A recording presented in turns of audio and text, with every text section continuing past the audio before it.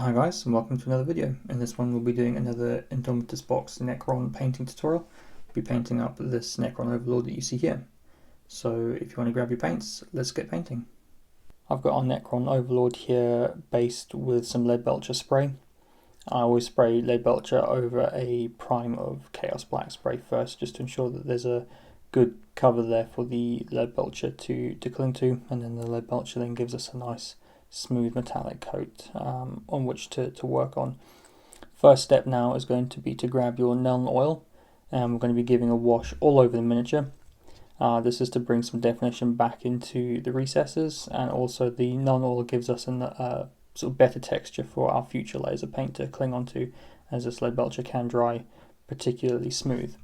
So grab your Nuln Oil, and it's just going to be a case of applying this all over the miniature. You want to watch out for pooling a bit on some of the sort of larger flatter surfaces, but otherwise just apply it all over, get it everywhere. We can worry about neatening up a bit later on. So I'm just going to get my Nuln Oil absolutely everywhere, and I'll be back once I've done that.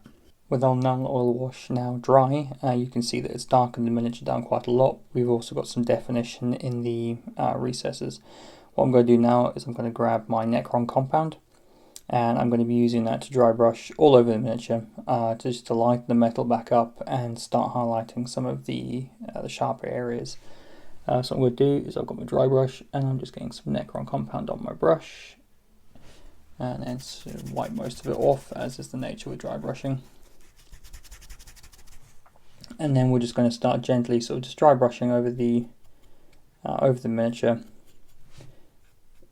just sort of brightening the metal back up and starting to create some of those highlights. It's a very simple process, this. You can see how it's really starting to catch on some of those raised areas on the chest there, and just brighten the metal work back up again at the same time. So I'm just going to work around the miniature and do this, and I'll be back once I'm done. With the dry brush now done, you can see how it's lightened up some of the areas sort of in the light here, and starting to do some of the edge highlighting for us. If this was just a warrior, I would possibly leave it at this step and then move on to the next, but as we're dealing with a character here, I'm just going to grab some Stormhost Silver and a fine brush, and I'm just going to use the Stormhost Silver to really sort of accentuate where the light might be catching some of these sharp areas. So just on a rib cage here, for example, just going to use the side of my brush and a bit of Stormhost Silver just to sort of catch that part here, maybe on the knee down here, just sort of catch these areas where I feel as though the light might be catching the most. And then also just to accentuate some of the battle damage, maybe on his arm, just over here. Just sort of put a bit of the Stormhost Silver underneath some of this battle damage, just to sort of represent the light catching. So I'm just going to go around the miniature, apply the Stormhost Silver as and where I feel it's needed, and then I'll be back. Our Stormhost Silver highlights all picked out now. I'm going to move on to painting in the gold details. So for me on this particular miniature, it's going to be the top of his head piece here, the sort of headdress, these sort of gold floaty bits, the collar, the border of the symbol on his chest, his loincloth, and then some of the detailing on the weapon. But I'll just get that done, and I'll show you. I'll give you some reference once I've got it done. The gold I'm using as a base is Liberator Gold. You're going to want to try and be careful with this, not get it on any of the silver work that you've already finished. So a couple of thin coats of this should do the trick. So I'll just get the gold detail painted in, and then I'll be back with the next step. That's our Retributor Armour now painted in. You can just see the weapon for reference. I've just painted some gold on the bottom here, and then sort of the decorative sort of metal work up around the top, just for reference. What we're going to do now is we're going to shade all this gold, so we'll try to make it look a bit aged, bring some definition back into the recesses, and to do that I'm going to be using Seraphim Sepia. So I'm just loading up my brush here with some of the Seraphim Sepia, and then we're just going to be washing this all over the areas that we painted gold. Should be a nice simple step, this. I normally have to put 2 coats just in this bit up the top here with these sort of glyphs and stuff, just to make them really pop. I'll just get this done, and then I'll be back. With our Seraphim Sepia wash done, it's now time to start highlighting the gold. So to do that, I've got some Liberator Gold. This is possibly going to be one of the longer parts of the process of painting the model, because it's just going to be a case of carefully edge highlighting all the edges. Thankfully, most of them are fairly sharp, so you can just grab the side of your brush with your Liberator Gold and sort of just skim them around like that as we go. You can see that starting to leave a highlight. Now when it comes to some of the details, you're just going to have to sort of grab measure, steady hand, and just sort of try your best to highlight around these areas as neatly as possible, like so.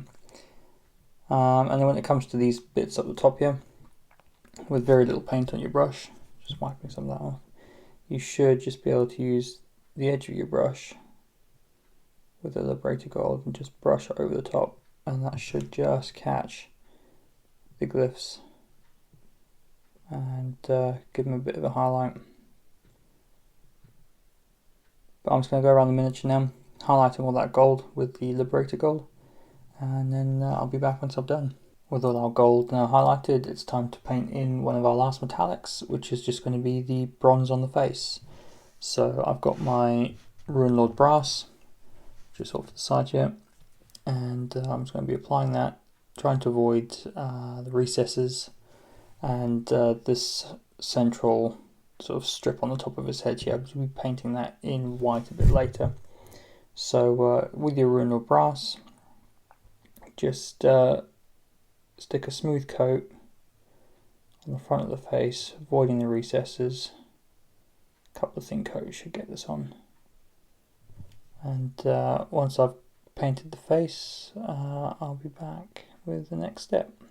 Once you've got a solid coat of the Runelord Brass down, you want to grab your Cryptek Armourshade gloss. A little bit of this paint goes a long way, so you don't want to apply too much in one go. And we'll just be covering the area that we originally put down our Runelord Brass.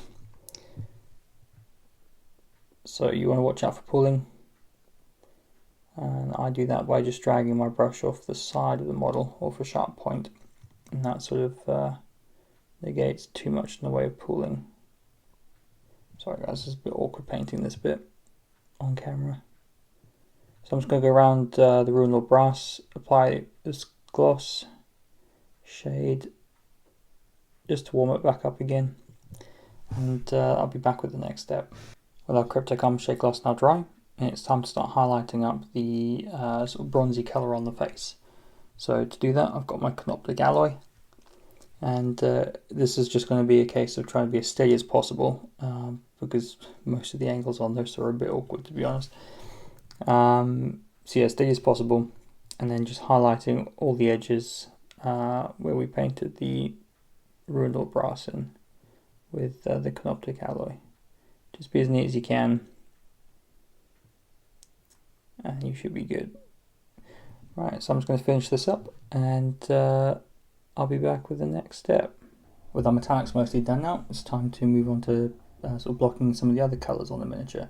Before you do so though, I'd recommend just sort of washing your brushes out, changing your water, so you don't want to get any of the metallic flakes that are going to be sort of in your brush, in your water, in any of the other parts that we're going to be painting. So the first colour we're going to be blocking in now is, I'll be using Abaddon Black, just to block in some of the areas I want to be black. So for me, that's going to be this sort of face on the front of his, I forget what it's called now, it's about his arrow weapon, and possibly this arm bracket up here. So just this front piece, this piece here, I might pick one or two of these cables out, maybe these smaller cables with the black. The sort of in a bit of the chest piece here, and the staff I'm going to paint black, and the backgrounds to this this piece up here I'll possibly paint black as well, if you can't see this piece up here. So I'll just grab some of my thin down black, and start blocking that in. So once we've done that, we'll move on to the next step. With our black now based in, I'm just going to start highlighting that up, and to begin with we'll be needing Mechanicus Standard Grey. So I just got some thin down to the side here, just getting some on my brush. And it's just going to be a case of going around all the edges of the black, just giving this Mechanicus Standard Grey highlight. So some of these areas are fairly easy, you can just sort of skim using the side of your brush. Some of the other areas are just going to require a bit more brush control, like around the, I don't know what you call them, just sort of the detail on his staff. And then you also just want to sort of, again, using the side of your brush, if that will focus a few chaps. Just going around here and just sort of catching the edges of the glyph that you painted black. Up here as well. So I'm just going to go around getting that done, and then I'll be back with the next step. With our Mechanicus Standard Grey highlights now done on the black, I'm going to move on to Dawnstone, and with this I'll just sort of be catching where I feel as though the lights might be reflecting off this black material the most. So I've just got some Dawnstone thin down to the side here, and you'll just be wanting to catch sort of some of the sharpest areas, so sort of where your sort of Mechanicus Standard Grey lines intersect, where you think the light might be catching, those sort of areas. So just go around, grab those areas, and then we'll be back with the next step. With our Dawnstone highlights done, you could leave the blacks there now, but because this is a character, I'm just going to take them one step further. So I've grabbed some Administratum Grey, I've got some thin down to the side here. For this, I'll just pretty much be spot highlighting the sharpest corners, where I think the light will be catching the most, or where I want to emphasize the sharpness of a particular area.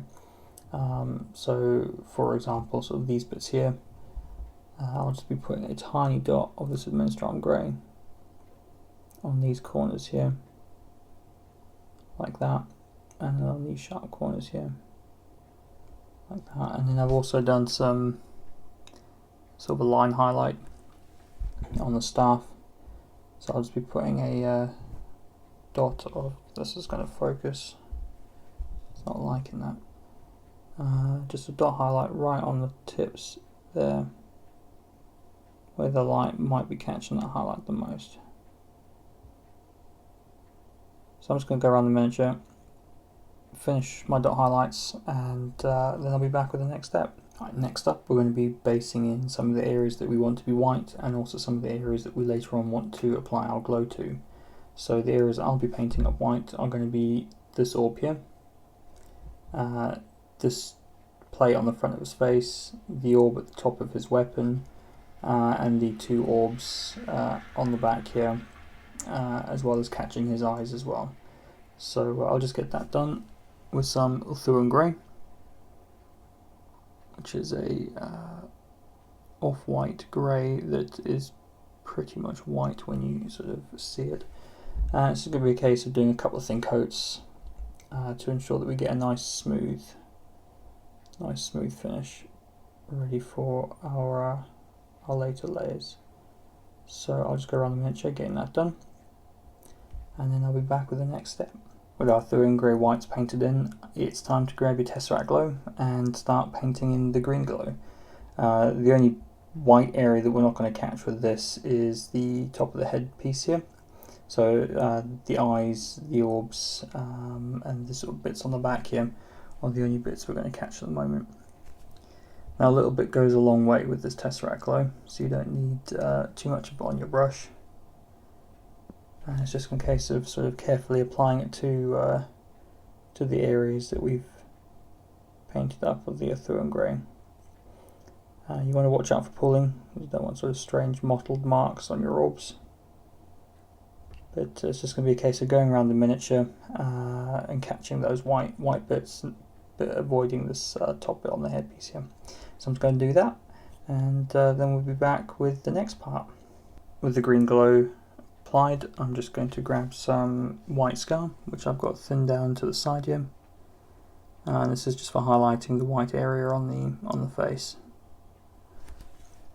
And to do this, you're going to have to sort of be as steady as you possibly can, and just catch the edges with some of your white scar.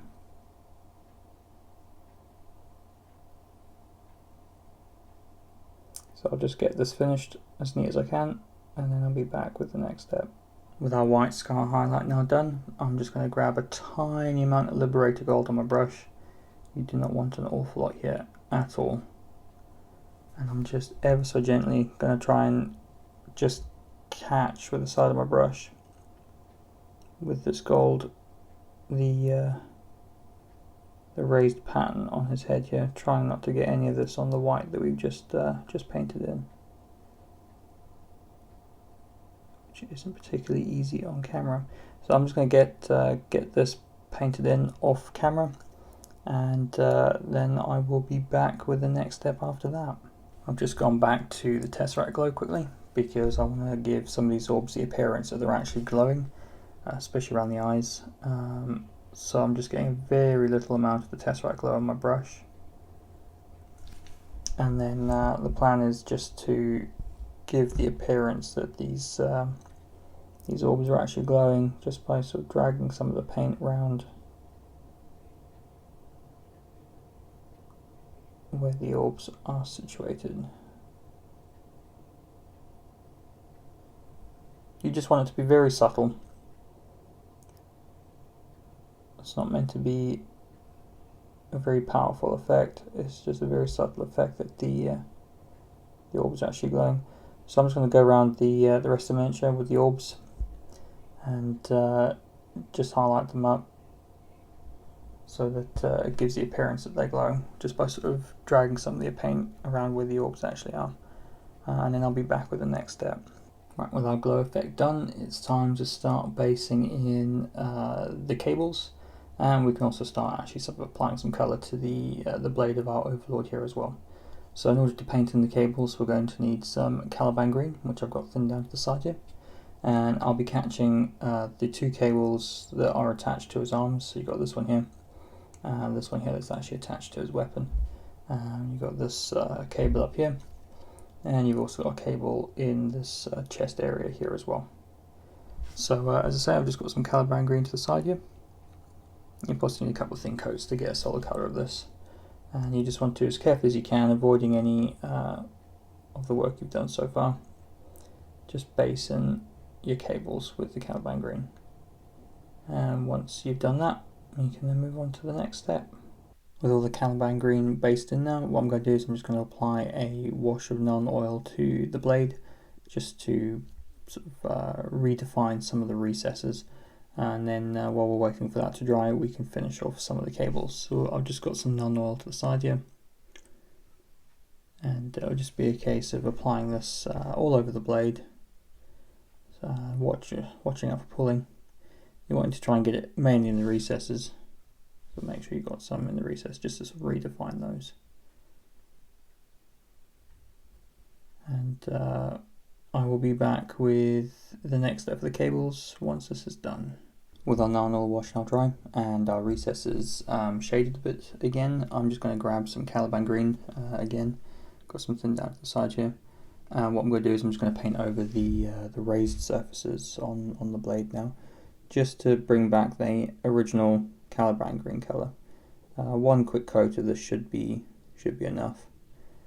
Just make sure you do that on the blade, and then I also did this back bit here.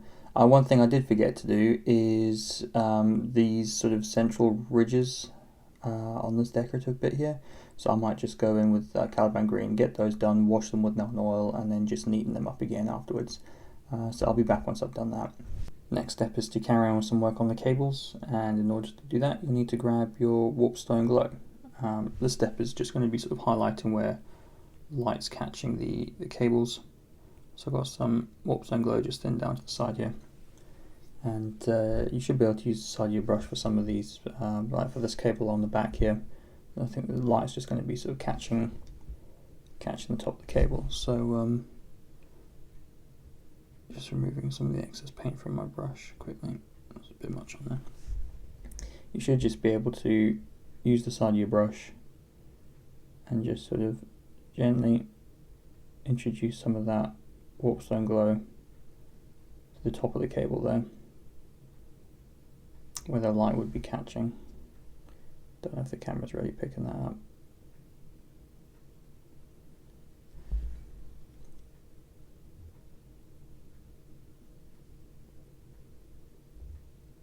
Might need to do a couple of passes with this, it's quite a transparent colour. So I'm just going to do that with the cables, but what I'll also do with some of this Warpstone Glow is on the sword here, where we painted in some of this Caliban Green, is on this bit, is leaving some of the Caliban Green up against the edge here. I'm just going to start introducing some of the Warpstone Glow, sort of leading down towards the gold, just to give the illusion that it's getting brighter as it gets further away from that central symbol.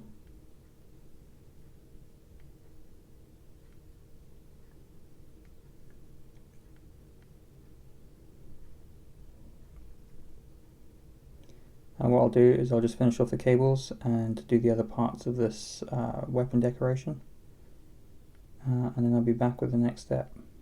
With our Warpstone Glow done, next up we're just going to be grabbing some Moot Green, which I've got thinned down to the side here, and we're just going to be accentuating some of those highlights on the cables, and we're also going to be touching this area up here again, but I'll show you how to do that. So for example, on the cables, you just want to sort of accentuate where some of those highlights would be hitting the cables, just subtle here. And then on these bits on the weapons up here, you're just wanting to try and leave some of that Warpstone Glow now showing, just catch even less of the ridges here, just with some of this Moot Green.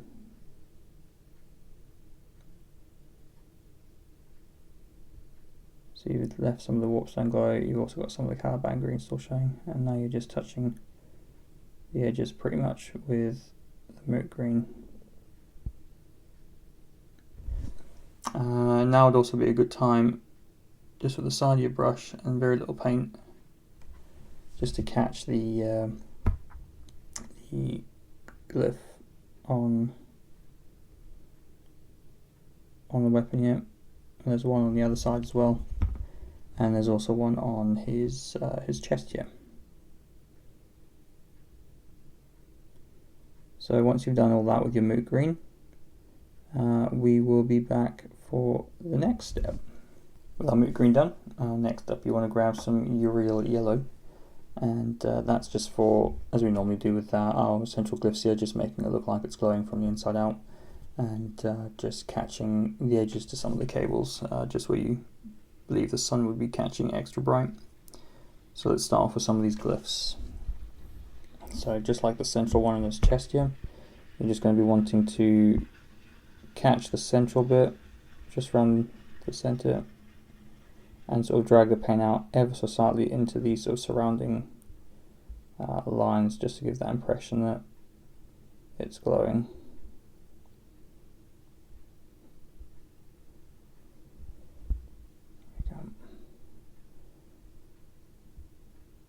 Don't forget to do the ones on the weapons as well. And then with your cables, you're just going to be wanting to sort of pretty much just dot right at the edge there.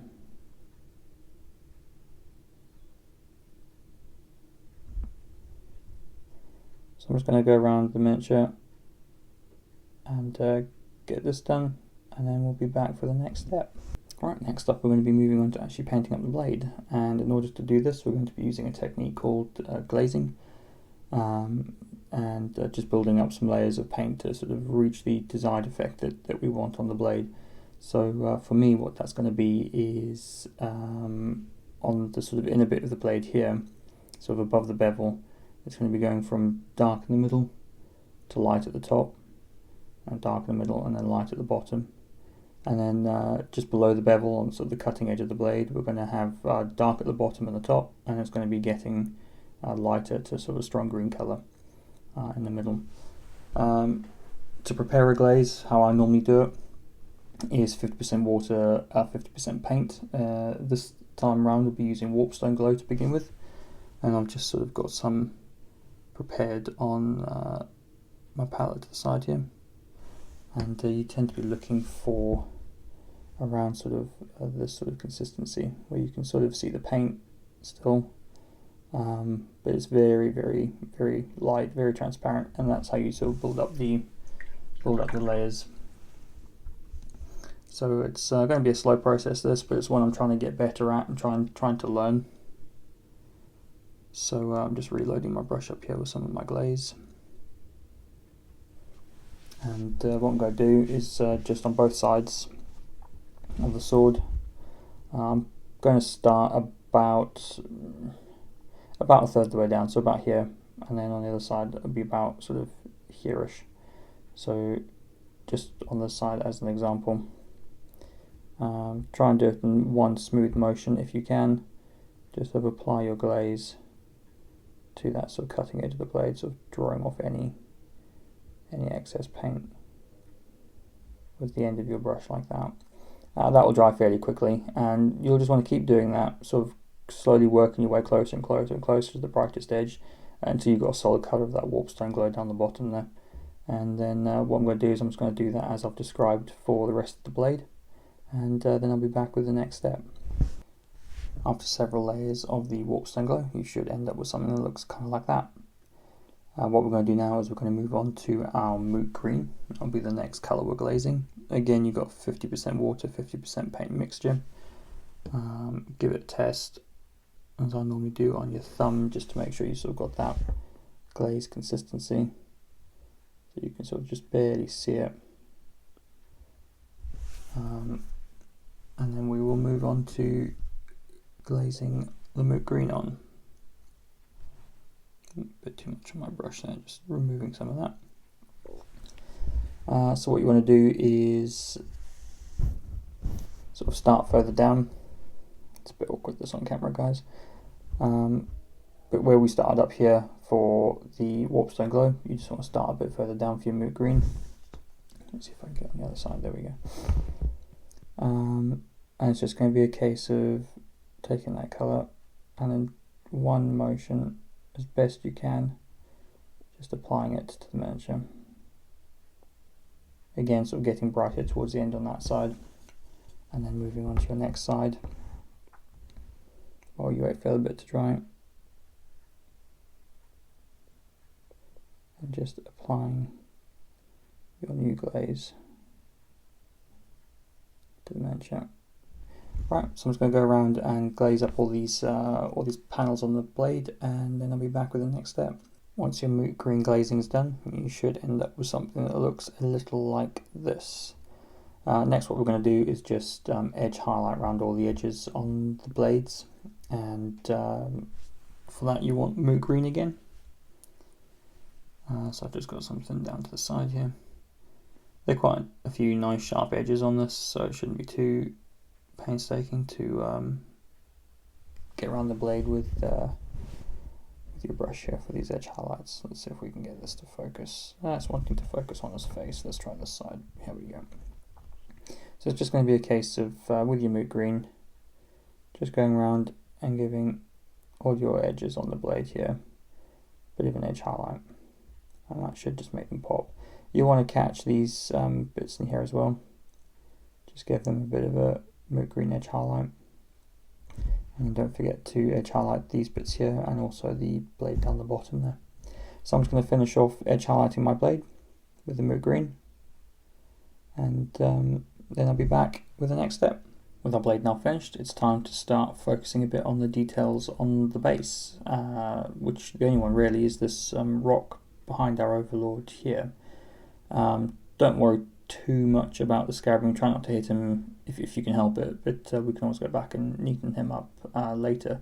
But because this has got sort of a steel support beam sticking out the back of it, I'm assuming this is a bit of masonry, and on my Necron bases I've been painting the masonry up to be a sort of sandstone colour. So to start off with, you'll need some thin down Ushabti Bone,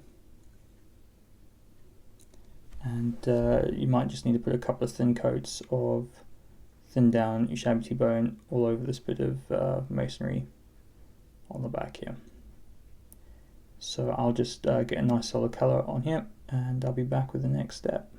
With a nice solid layer of Ushabti Bone now on that bit of masonry, I'm just going to grab some Agrax Earthshade and give the entire rock or bit of masonry a nice liberal coat of Agrax Earthshade. You possibly will catch the scarab at this point, but as I say, don't worry too much about it. We can go back in with a bit of lead belcher and null oil a bit later and neaten them up if we have to. So I'm just going to go around here, finish coating this, wait for it to dry, and I'll be back with the next step. Now that Agrax Earthshade is dry, I'm going to highlight the masonry using Screaming Skull. To do this, we'll be going back to dry brushing. So I just got some Screaming Skull on the side here, which I am wiping off my brush, as you do. It's just going to be a case of dry brushing all over the masonry to catch the raised edges and give them a bit of a highlight. Now you're going to catch the scarab here, so once you've done the dry brushing, if you just go back over the scarab with a bit of lead belcher and neon oil, that should get them back to a starting point. I'd also then go ahead and just paint the scarab up, or the orbs on the scarab, like we did the orbs in the previous part of the tutorial, actually on the Overlord. So I'll just I'll get the scarab finished up, I'll get the masonry finished up, and then I'll be back. With your masonry and scarab painted up, that's your Necron Lord finished. I'd recommend basing your model the same way you've based the rest of your Necrons. I'll leave a tutorial, or a link to a tutorial up above and in the description below to a video that shows you how I base mine. So what I'm going to do is I'm just going to quickly disappear, get this guy based up, how I base the rest of my Necrons, and I'll be back to show you the finished product. And with the base now finished, this Necron Overlord is complete. I hope you guys have found this tutorial helpful. If you have, I'd really appreciate it if you could drop the video a like, it really does help. If you're going to be interested in more Necron painting tutorials, maybe the Space Marines from the other half of the Indomitus box, then do consider giving the channel a subscription so that you don't miss those. As always guys, I will see you next time.